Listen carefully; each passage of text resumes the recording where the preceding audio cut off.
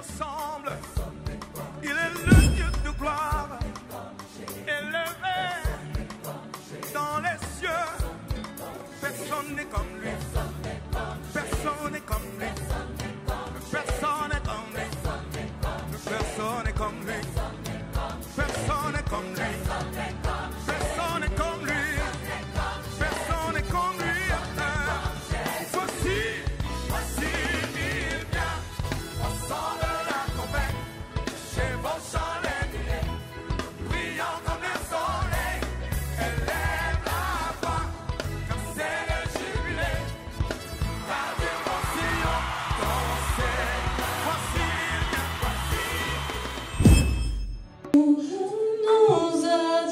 acclamons Jésus, acclamons le Seigneur. Acclamons-les, acclamons-les, acclamons-les. Alléluia. Nos acclamations sont assez froides. Lorsqu'on acclame Jésus. Amen, amen, amen. Amen. Nous allons prendre place. Nous allons ouvrir un chapitre. Et je ne l'ai pas annoncé dimanche, mais les absents auront toujours tort. Amen. Nous sommes et dans les combats spirituels, nous allons ouvrir un chapitre important qui concerne les mystères des portes spirituelles. Les mystères. Notez bien les mystères des portes spirituelles. C'est les grands chapitres que nous allons aborder. Le premier sous-chapitre est intitulé « Les portes spirituelles dans l'homme ». Ça, c'est le premier sous-thème. Je vais ce soir introduire et ce thème sera développé pendant plusieurs semaines.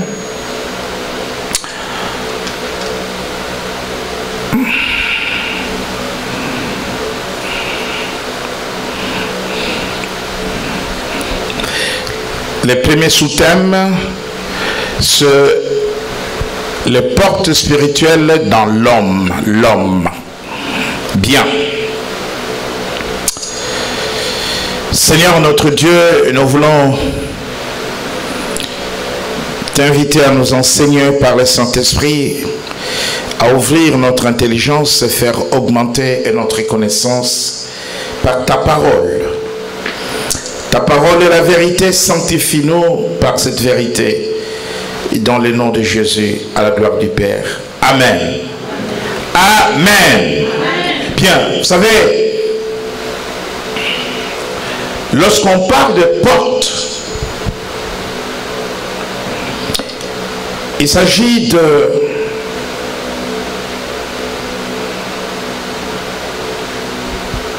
toute possibilité d'accéder à quelque chose ou lorsqu'il s'agit de l'ouverture, la porte nous fait penser toujours à l'entrée. Mais lorsqu'on parle des portes, qu'il s'agisse de la fermeture, ça nous fait penser, n'est-ce pas, aux barrières, au blocage, à tout ce qui peut nous empêcher d'accéder. Une porte faite pour faire entrer quelque chose ou quelqu'un quelque part. Une porte est faite aussi pour empêcher de faire entrer quelque chose ou quelqu'un quelque part lorsque elle est fermée. Lorsqu'on craint d'être victime de cambriolage ou de vol, on ne laisse pas la porte de la maison ouverte la nuit. On va fermer la porte. Lorsque on veut recevoir quelqu'un et que la personne vienne fermer à votre porte, vous ne laissez pas la porte fermée parce que vous voulez que la personne rentre chez vous. Vous allez ouvrir la porte. La notion de la porte est très importante dans la vie de l'homme. Vous savez, la Bible parle des portes de Genèse à Apocalypse. On peut parler des portes dans l'homme, c'est là où nous allons commencer. On peut parler des portes dans la famille. On peut parler des portes dans la nation. On peut parler des portes dans la ville. Lorsque nous aurons fini le premier sous-thème qui concerne l'homme, vous comprendrez par exemple en ce qui concerne des villes, pourquoi on parle des portes. Et quelle est la signification spirituelle, n'est-ce pas, de toutes ces portes?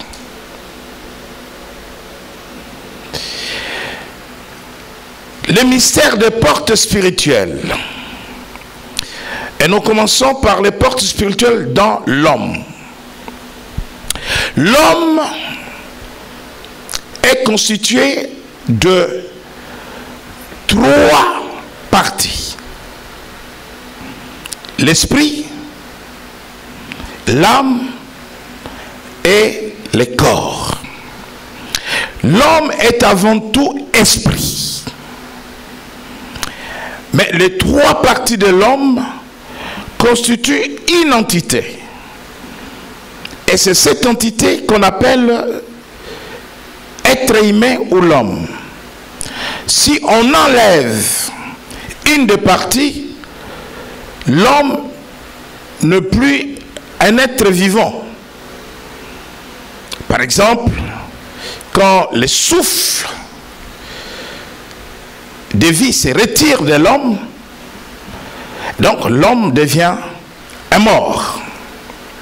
Parce que l'entité est amputée d'une de ses parties essentielles.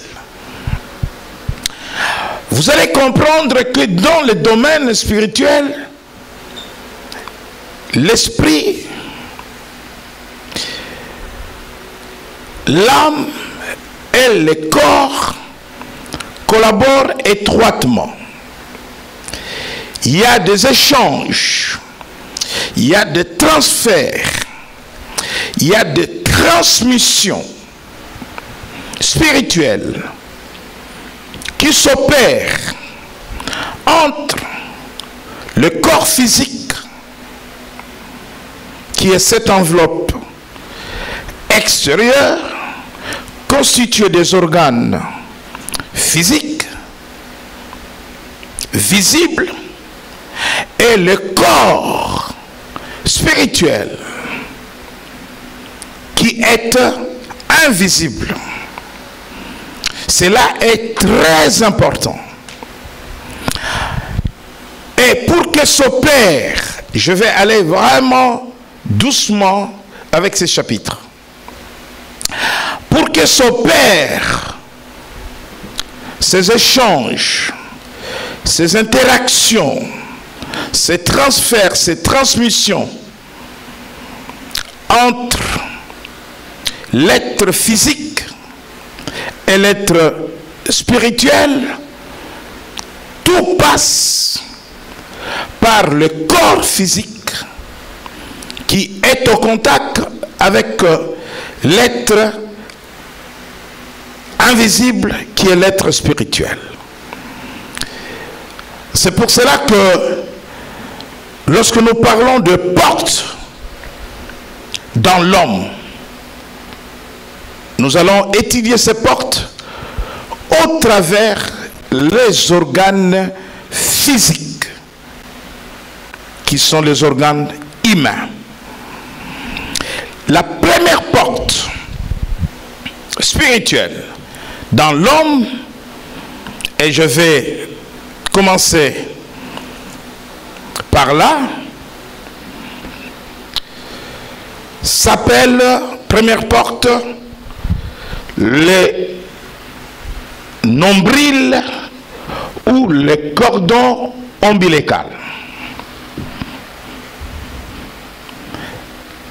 Est-ce que tout le monde a un nombril ici? Est-ce que quelqu'un peut toucher son nombril? Tu peux toucher? Tu peux sentir ton nombril? Alléluia! Bien. Ton nombril est une porte. Beaucoup de choses en toi sont passées par cette porte, sont rentrées par cette porte.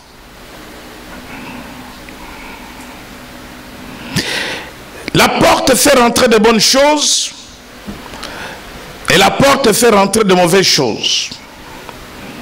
Et nous sommes ici pour comprendre les bonnes, mais aussi les mauvaises choses qui passent ou qui rentrent par une porte. Chaque être humain a hérité de la part de ses parents, de son père, de sa mère, de sa famille, ce qu'on appelle un héritage spirituel. Lorsque nous naissons en tant que chrétiens, lorsque nous devenons enfants de Dieu, dans l'évangile de Jean, Jean chapitre 1er, rapidement, ce n'est qu'une introduction aujourd'hui, il faut que j'aille doucement, mais sûrement. Jean chapitre 1er, à partir du verset 12 et 13. Jean chapitre 1er, verset 12, verset 13, j'ai la parole de Jésus-Christ. Mais à tous ceux qui l'ont reçu, à ceux qui croient en son nom, elle a donné le pouvoir de devenir enfants de Dieu, lesquels sont nés non du sang, ni de la volonté de la chair, ni de la volonté de l'homme, mais de Dieu. Alléluia! Celui qui nous a engendrés nous a donné un héritage spirituel. Et à travers cet héritage, nous avons reçu le pouvoir de devenir enfants de Dieu. De la même manière que celui qui t'a engendré physiquement t'a transmis des choses. Sur le plan spirituel, comme sur le plan physique. Amen.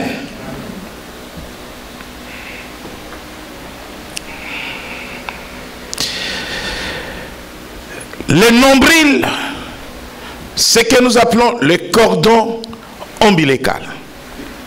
C'est la première porte dans l'homme. Je ne dis pas de l'homme, mais je dis dans. Parce que toutes les portes que nous allons étudier, tu les trouveras de la tête aux pieds. Dans l'homme. Les nombrils ou le cordon ombilical. Je priais pour une femme qui m'a dit que les bébés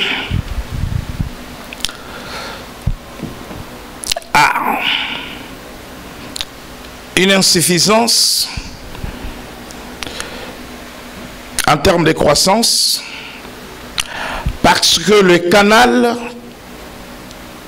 ou la porte qui prend la nourriture chez la maman pour l'amener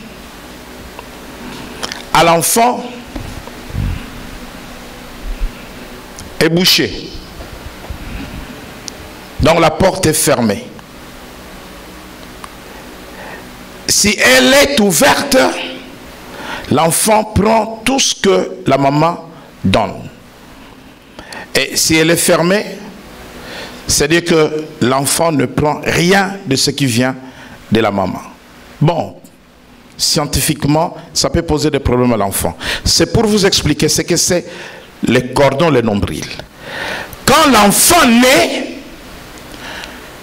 à la naissance, on est obligé de couper, c'est-à-dire de fermer cette porte. Couper le nombril, c'est fermer une porte. Tout simplement parce que cet enfant pourra être nourri autrement par la bouche et plus jamais par le nombril. La première chose qui arrive à la naissance de tout enfant, c'est de le détacher de sa mère. Et la seule façon de le détacher, c'est de couper les nombrils. Maintenant,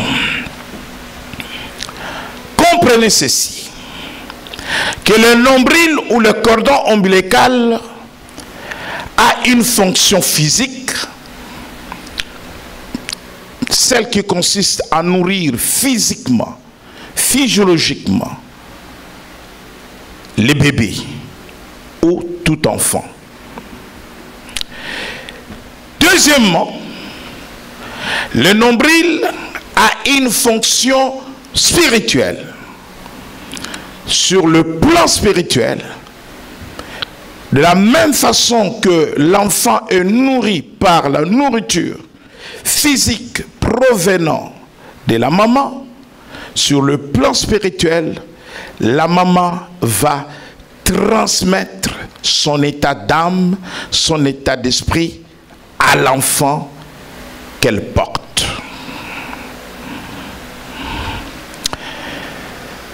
Quelqu'un dira, par le nombril, il n'y a que la maman qui transmet les choses à l'enfant. Je me permets de te démontrer que le père aussi. Mais le père comment? Parce que quelqu'un dira, ma mère était chrétienne, mon père était sorcier. Et parce que c'est ma mère qui m'a porté, je n'ai rien d'héritage spirituel qui m'a été transmis par mon père. Amen. Nous allons dans Job, au chapitre 14, parlant de la première porte qui est le nombril.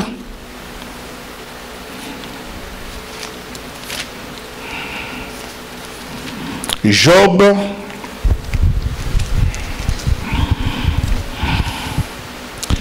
Job, chapitre 14. Un instant, je vous donne les versets.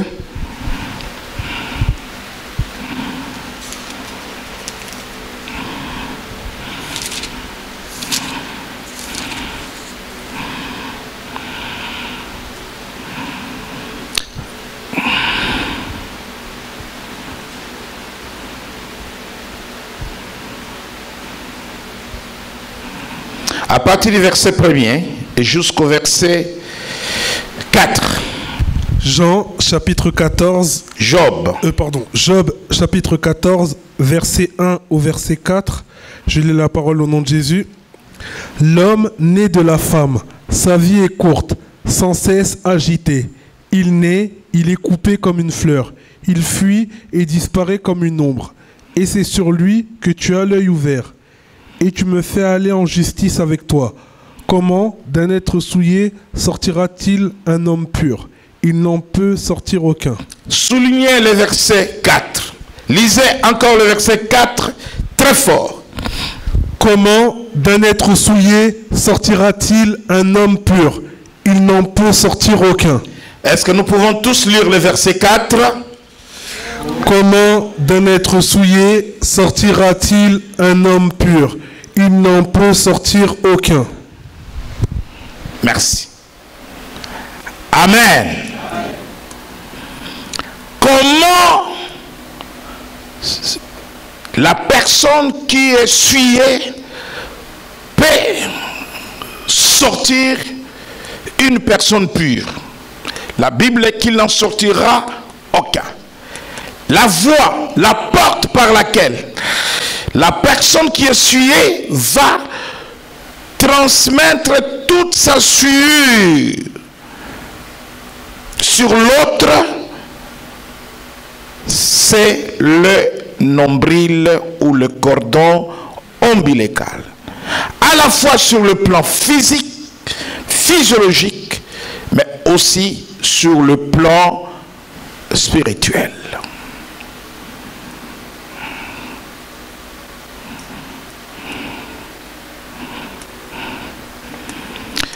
Si sur le plan physique, la maman porteuse se nourrit de viande sacrifiée aux idoles,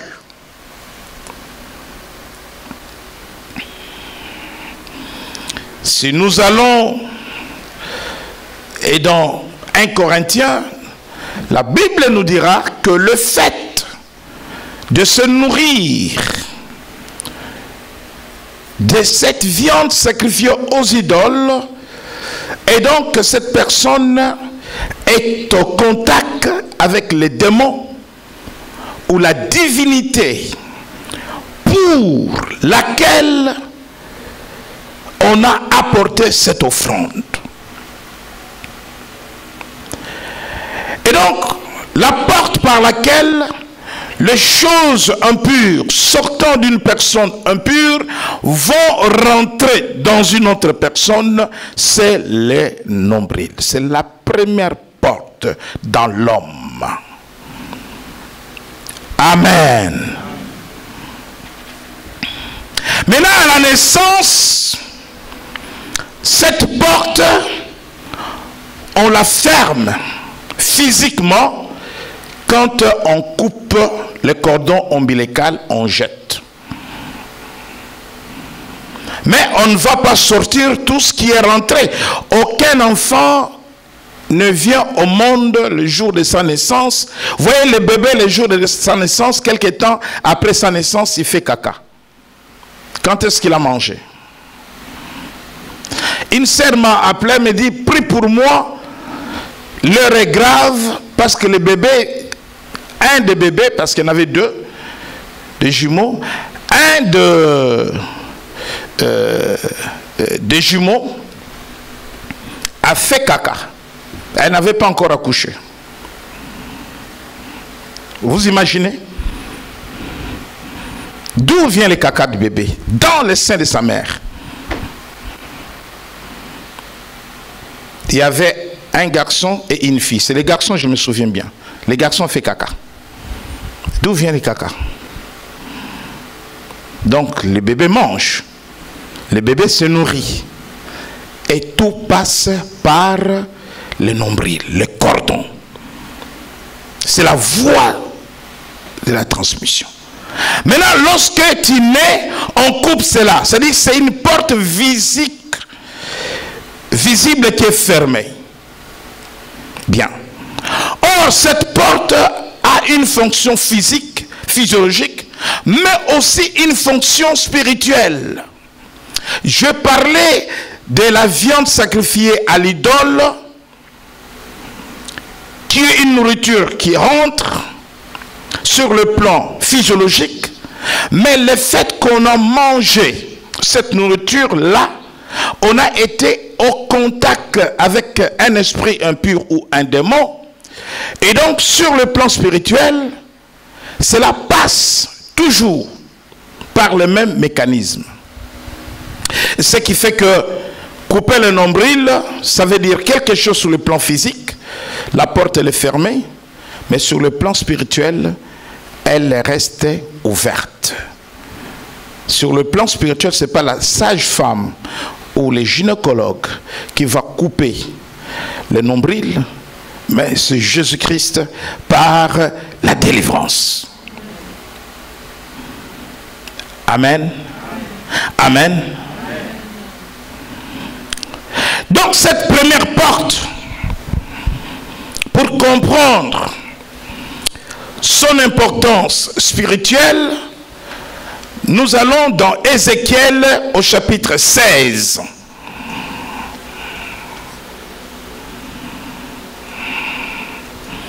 Ézéchiel chapitre 16,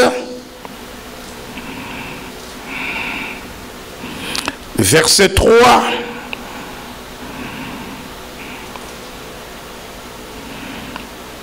à 4. Ézéchiel chapitre 16, verset 3 à 4, je lis la parole de Jésus-Christ. Tu diras, ainsi parle l'Éternel, l'Éternel à Jérusalem. Par ton origine et ta naissance, tu es du pays de Canaan. Ton père était un Amoréen et ta mère une Étienne. À ta naissance, au jour où tu naquis, ton cordon n'a pas été coupé, tu n'as pas été lavé dans l'eau pour être purifié, tu n'as pas été frotté avec du sel, tu n'as pas été enveloppé dans des langes. Merci, restons là.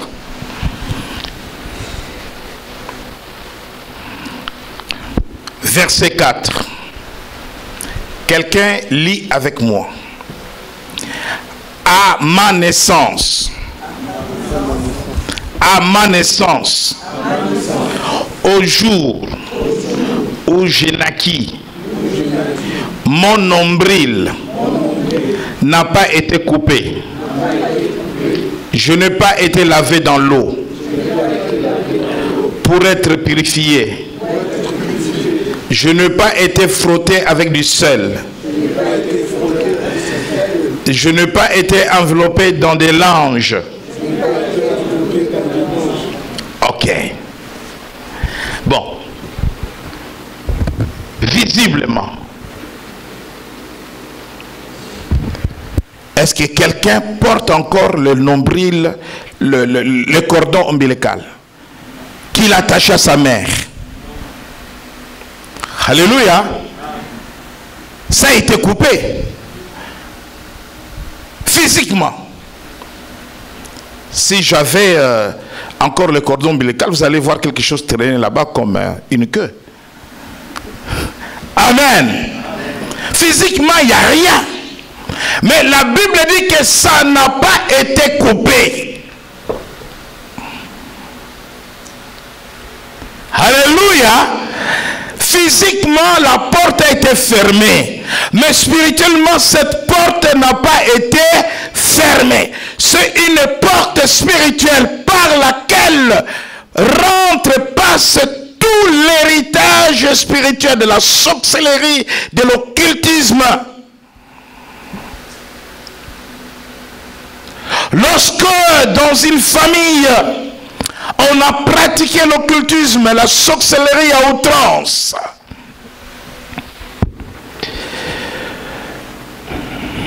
on a vénéré des divinités des eaux, des forêts, on a élevé des autels de famille, des alliances ont été établies.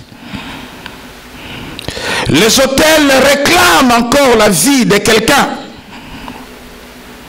Parce que la porte par laquelle tout est arrivé est restée encore ouverte, elle n'a pas été fermée. La Bible dit qu'à ta naissance, ce qui a été fait physiquement n'a pas été fait spirituellement. La Bible dit qu'à ta naissance, au jour où tu naquis, ton nombril n'a pas été coupé.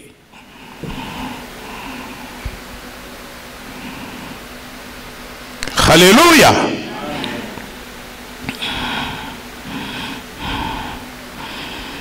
Voilà pourquoi cette porte-là peut poser des problèmes dans la vie de quelqu'un. Cette question-là doit être traitée. Je vous parlerai de plusieurs portes. La première, c'est celle-là. La première, c'est celle-là. Il y a des portes que tu vas maîtriser toi-même. Alléluia. Parce que celle-là, elle est inconsciente. Une porte inconsciente. Il y a des portes conscientes que tu vas maîtriser. Parce que tu es conscient. Tu as la maîtrise de ton corps. Quand je vais enseigner ces choses, il y a des choses que tu peux maîtriser. Mais celle-là, tu ne peux pas la maîtriser. Parce que les choses se sont passées dans ton inconscience. Avec cette porte-là.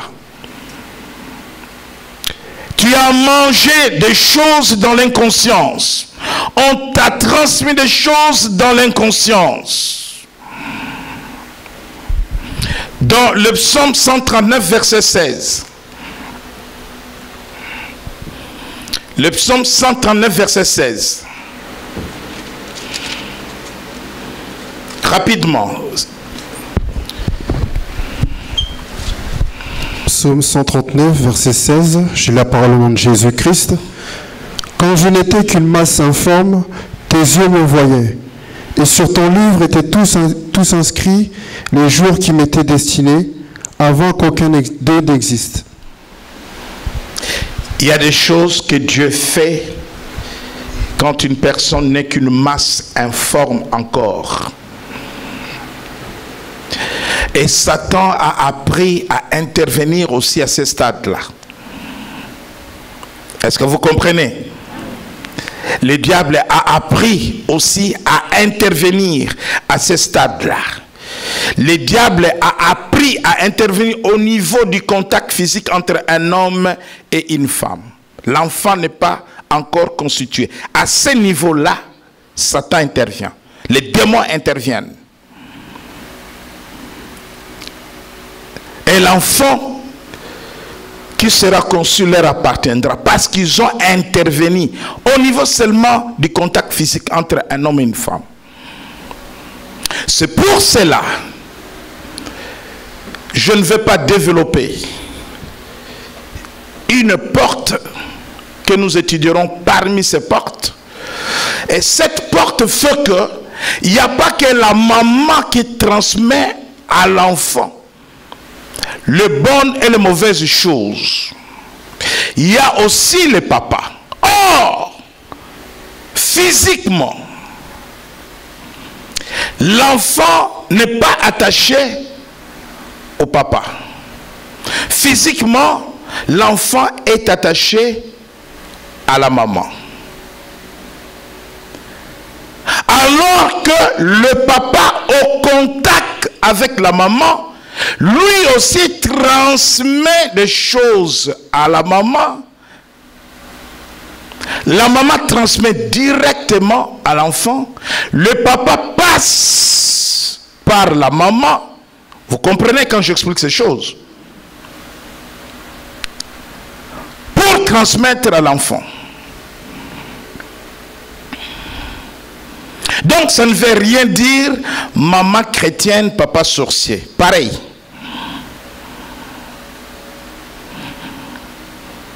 Ça commence à faire peur. Alléluia. Parce que papa et maman sont un. Papa donne à maman parce que le cordon part de l'enfant à la maman et n'arrive pas à papa. Et papa est obligé de donner à maman et maman fait le transfert. Amen. Amen. Amen. Donc, Ne dis pas que je suis bien parce que maman était diaconesse et les sorciers c'est papa. La diaconesse recevait quelque chose du sorcier. Donc cette première porte doit être traitée. Parce que c'est dans le subconscient. Dans le subconscient que le diable commence son boulot. Tu ne m'aimes pas encore une masse. Parce que la masse, c'est déjà dans le sein maternel. Les démons vont intervenir dans certains cas au niveau du contact physique entre un homme et une femme. Ils sont présents. Au moment de l'acte, ils interviennent. Et donc, quand tu seras dans le subconscient, ils avaient déjà atterri. La constitution de l'enfant commence, ils sont déjà dans l'affaire, jusqu'à la naissance. Et pour ceux qui n'ont jamais connu la moindre notion de la délivrance, toute la vie, ils vont accompagner quelqu'un. Ce chapitre est très important. Je vais aller doucement. Parce que c'est un chapitre important. Lorsque j'enseigne, elle va déboucher sur des délivrances. Lorsque j'enseigne, elle va déboucher sur des délivrances. Je n'ai donné qu'une porte aujourd'hui. Et je n'ai même pas fini avec cette porte, le nombril. Parce que si je vais trop vite, c'est un chapitre difficile à comprendre. Le nombril, la première porte. Physiquement, elle a été coupée. Mais la Bible dit, Ézéchiel 16, 4, que le jour de ta naissance, à la naissance, quelque chose qui devrait être fait n'a pas été fait. Qu'est-ce qui n'a pas été fait? Sur le plan spirituel. Amen. Que le Seigneur nous bénisse. Restez sur 16, Ézéchiel 16, verset 4. Restez sur Ézéchiel 16, verset 4. Continuez à méditer parce que nous aurons des délivrances pendant ces enseignements et de temps en temps, je vais revenir sur chacune des portes. Donc la première porte, c'est les nombrils, les cordons ombilical. Tu peux aller prier Dieu, réfléchir, demander à Dieu, invoque-moi, je te répondrai, je te ferai connaître des choses cachées que tu ne connais pas. Jérémie 33, 3. Prie Dieu au sujet de ton nombril. Prie Dieu au sujet de ton cordon ombilical. Prie Dieu. Quel est l'héritage que tu as reçu? L'héritage spirituel, je parle, pas des maisons et des plantations. Je parle de l'héritage spirituel. Quel est l'héritage spirituel que tu as reçu de la part de tes parents, de la part de ta famille, des grands-parents, des arrière-grands-parents? Amen.